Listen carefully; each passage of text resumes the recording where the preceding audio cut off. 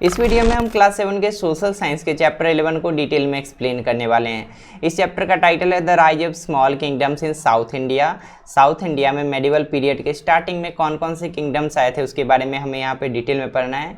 इससे पहले हमने चैप्टर 10 में पढ़ा था कि नॉर्थ इंडिया में कौन कौन सा किंगडम्स आया था। हमारे उस चैप्टर का टाइटल भी था the rise of small kingdoms in north India. Hello students, मेरा नाम है मनीष और अगर आप इस चैनल पर नए हैं तो आपको बता देते हैं कि इस चैनल पर आपको डीएवी क्लास 7 के सभी सब्जेक्ट्स के वीडियोज़ मिल जाएंगे और सभी को हम सब्जेक्ट वाइज क्लास वाइज अलग अलग करके प्लेलिस्ट में रख दिए हैं। आपके बुक के चैप्टर्स को और भी बेहतर तरीके से समझने के लिए आप इस चैनल को अभी सब्सक्राइब कर लीजिए और बेल आइकन को प्रेस कर लीजिए ताकि हम आपके क्लास का कोई भी वीडियो अपलोड करें तो आपको एक नोटिफिकेशन मिले और आपसे कोई भी वीडियो मिस नहीं हो।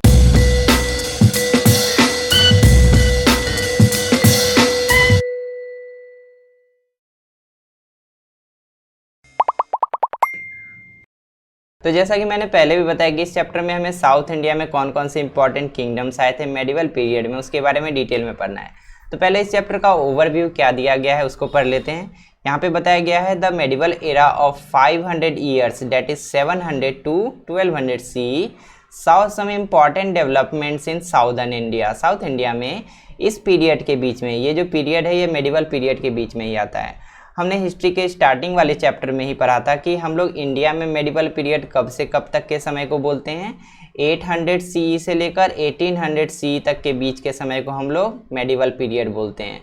तो उसी के बीच में ये वाला पीरियड आता है और इस पीरियड में बहुत सारे डेवलपमेंटल वर्क हुए थे साउथ इंडिया में। इस गिवन टाइम पीरियड के बीच में बहुत सारे रीजनल किंगडम्स आए और गए, लेकिन अशोका के एडिक्ट में जो कि हिस्टोरियंस को मिला है उसमें 3 इंपॉर्टेंट किंगडम्स का नाम दिया गया है, जो कि है चोलास किंगडम, दूसरा है पांड्यास का किंगडम और तीसरा है चेरास का किंगडम। और इस चैप्टर में हमें सिर्फ 2 किंगडम के बारे में डिटेल में पढ़ना है। पहला है चोला किंगडम और दूसरा है पांड्यास किंगडम।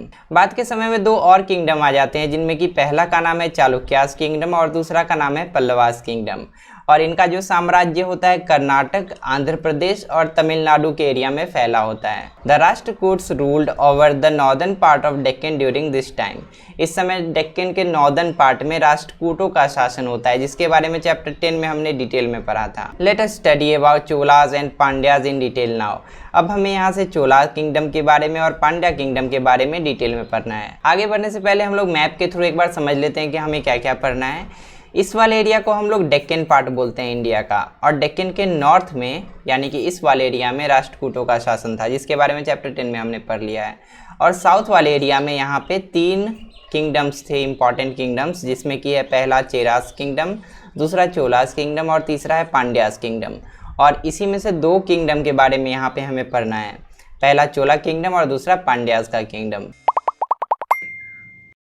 तो सबसे पहले हम लोग स्टार्ट कर देते हैं चोलास किंगडम के बारे में। यहाँ पे बताया गया है in class 6 we have studied about Chalukya जिन्होंने कर्नाटका पे शासन किया था, एंड पल्लवा जिन्होंने आंध्र प्रदेश और तमिलनाडु के कुछ भाग में शासन किया था। The beginning of medieval period saw the expansion and rise of Chola empire. Medieval period के स्टार्टिंग में चोला एम्पायर बहुत तेजी से बढ़ा था, उनका विस्तार बहुत तेजी से हुआ था। They defeated the Pallava kings and the other local rulers. उन्होंने छोटे मोटे जितने भी राजा थे उनके आसपास सभी को हरा दिया था और उनके राज्य को अपने में शामिल कर लिया था। और साथ ही साथ उन्होंने पल्लव किंग्स को भी, पल्लव साम्राज्य के जो राजा थे उनको भी हरा के उनको भी अपने में शामिल कर लिया था। चोल साम्राज्य के राजाओं ने बहुत ही स्ट्रॉन्ग नेवी डेवलप कर लिया था। नेवी हम लोग ऐसी सेना को बोलते हैं जो कि समुद्र में युद्ध कर सकते हैं, और इसी कारण से उन्होंने श्रीलंका को भी अपने अंडर शामिल कर लिया था, श्रीलंका के राजा को हरा के। इसके अलावा उन्होंने एशिया के साउथ ईस्ट पार्ट, मालदीव के आइलैंड्स और लक्षद्वीप को भी अपने अंडर शामिल कर लिया था, जिसके कारण इंडिया के कल्चर को फॉरेन कंट्रीज में भी स्प्रेड होने का मौका मिला। अगले पैराग्राफ में चोला एम्पायर के बारे में और भी कुछ डिटेल्स दिया गया है और इसमें से ज़्यादातर पॉइंट बहुत इंपॉर्टेंट है।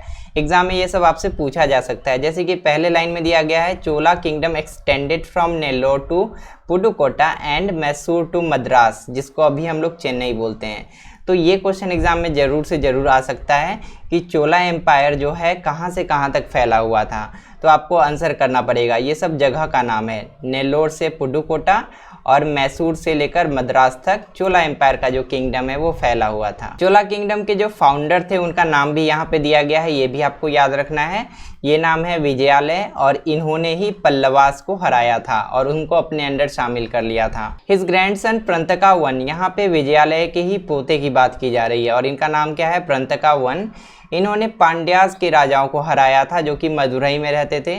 पांड्यास किंगडम का जो राजधानी है वो मदुरई था, कैपिटल मदुरई था और लगभग 46 सालों तक वहाँ पे शासन किया, 907 से लेकर 953 CE तक। यहाँ पे इसी चैप्टर में आगे हमें पांड्यास किंगडम के बारे में भी डिटेल में पढ़ना है। चोला एम्पायर जिस राजा के समय सबसे ज़्यादा पावरफुल हुआ उनका भी नाम यहाँ पे दिया गया है, उनका नाम है राजराजा वन और इन्होंने 1012 से लेकर 1044 CE तक शासन किया था। He pursued a policy of conquest for 14 years, उन्होंने 14 साल तक लगातार दूसरे राजाओं पे हमला किया, दूसरे राज्यों पे हमला किया और उसको अपने अंडर शामिल करते गए और उसी बीच में उन्होंने बहुत सारे राज्यों को अपने अंडर शामिल कर लिया, जैसे कि चालुक्य किंगडम को भी अपने अंदर शामिल कर लिया जो कि वेंगी पे शासन करते थे, ये एक जगह का नाम है।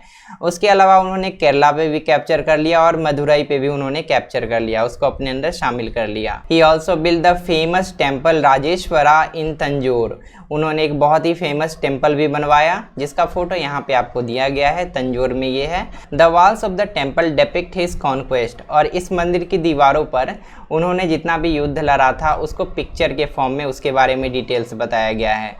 और ये किस राजा के बारे में हम लोग बात कर रहे हैं, राजराजा वन के बारे में। इन्हीं के समय में चोला एम्पायर सबसे ज़्यादा पावरफुल था।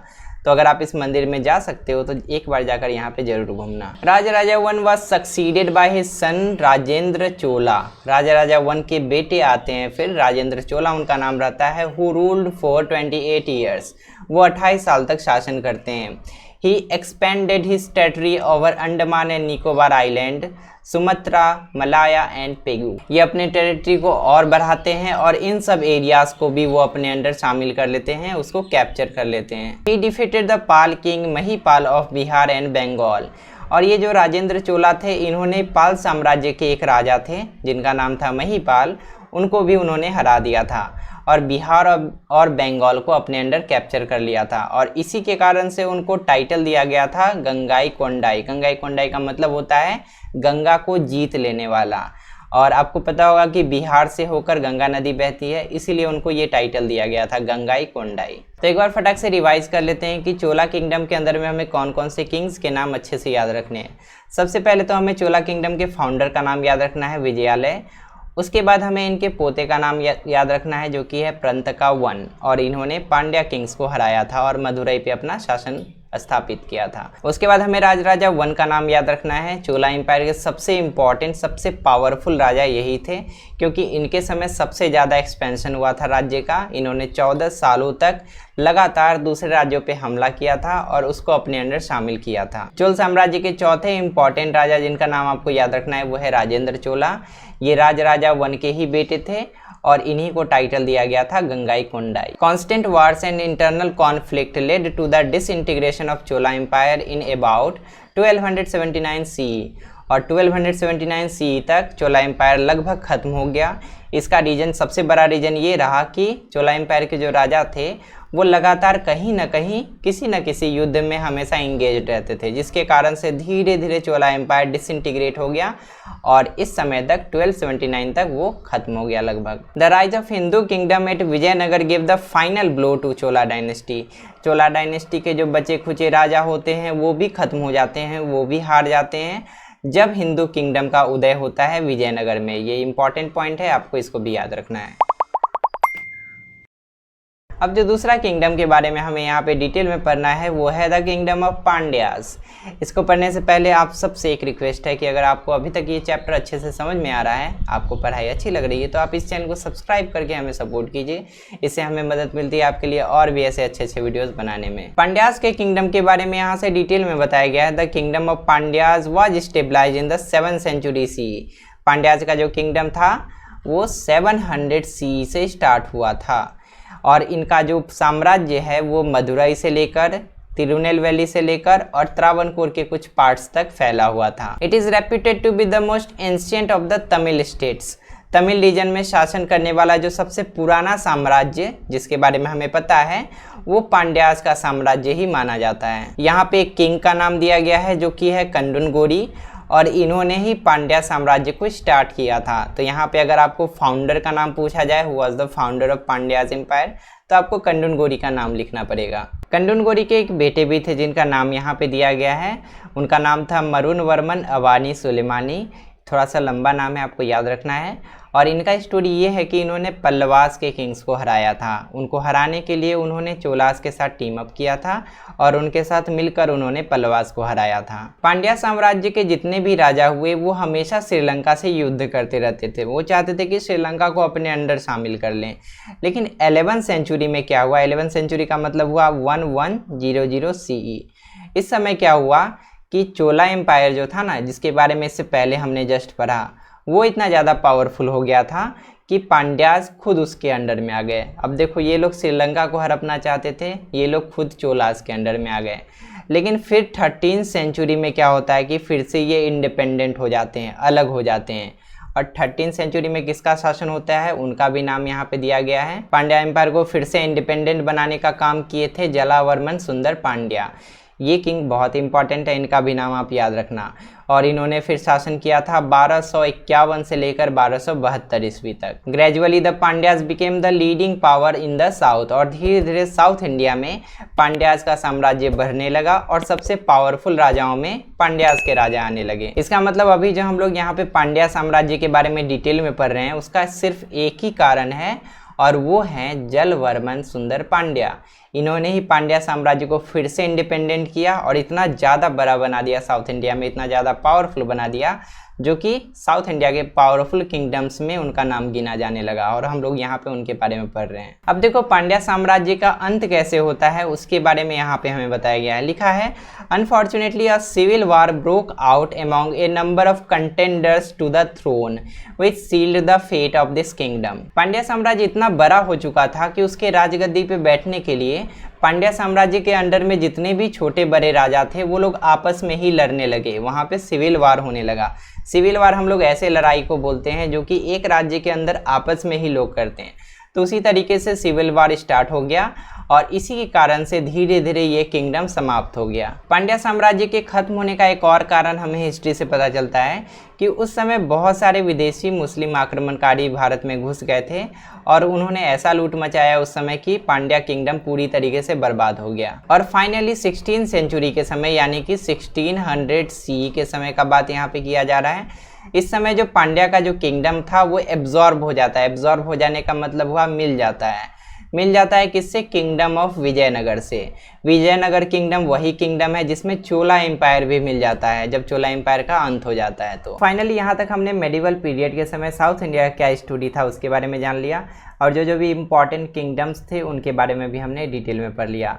अब हम लोग सेकेंड पार्ट में इसके आगे कंटिन्यू करेंगे। सेकेंड पार्ट में हमें साउथ इंडिया के गवर्नेंस के बारे में डिटेल में पढ़ना है कि वहाँ का एडमिनिस्ट्रेशन कैसा था, वहाँ का इकोनॉमी कैसा था, इस सब चीज़ के बारे में हम लोग सेकेंड पार्ट में पढ़ेंगे। सोशल साइंस के प्लेलिस्ट को ओपन करने के लिए जिसमें कि आपको सभी चैप्टर्स के वीडियोज़ एक लाइन से मिल जाएंगे, आप लेफ्ट साइड में क्लिक कीजिए और इसी चैप्टर से रिलेटेड कोई और वीडियो देखने के लिए आप राइट साइड में क्लिक कीजिए। आई होप ये वीडियो आपके लिए हेल्पफुल रहा होगा। वीडियो अगर अच्छा लगा तो इस वीडियो को लाइक जरूर कीजिए, चैनल को सब्सक्राइब जरूर कीजिए और इस वीडियो को अपने क्लासमेट के साथ जरूर शेयर कीजिए। तो मिलते हैं अगली वीडियो में एक नए टॉपिक के साथ। तब तक के लिए अपना ध्यान रखिए और अच्छे से पढ़ाई करते